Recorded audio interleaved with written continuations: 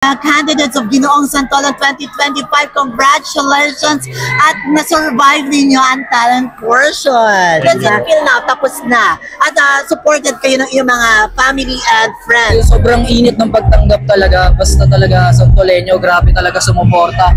And yung mga nasa likod ng event na to, yung Santolan Gay Association, grabe. Ngayon pa lang, napakaganda na ano pa yung sa coronation night, kaya abangan nyo yun. Thank you din sa mga judge, saka sa mga friends na nandito sa amin, so support. Very thankful. And then, most especially din kay God.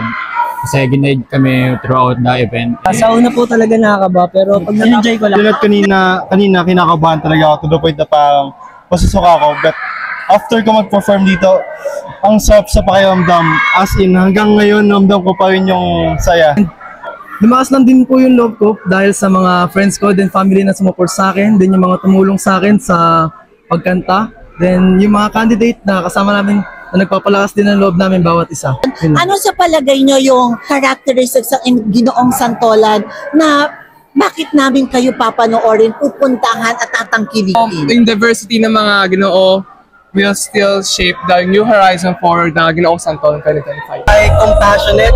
Second, may purpose mo. And then third, may bibigay po na magandang imahe sa mga manonood po. Magbibigay po kami ng inspirasyon sa inyo bilang isang Ginoo. Papasayin namin kayo at makikilala niyo kami bilang Ginoo. Papakita namin kung sino kami.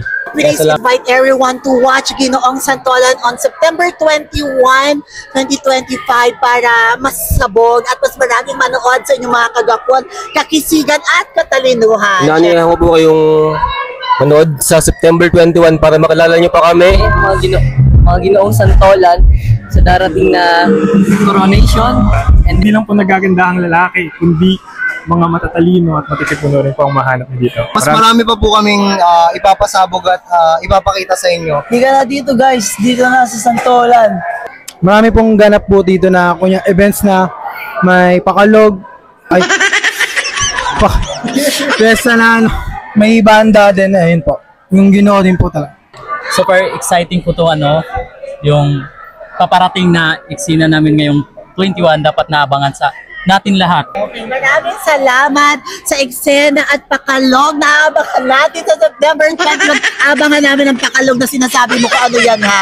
Malaman natin yan kung anong pakalog na yan. Maraming salamat. Congratulations in advance. Good luck sa inyo at hirangin ang tunay na Ginoong Santolan 2025. Thank you so much.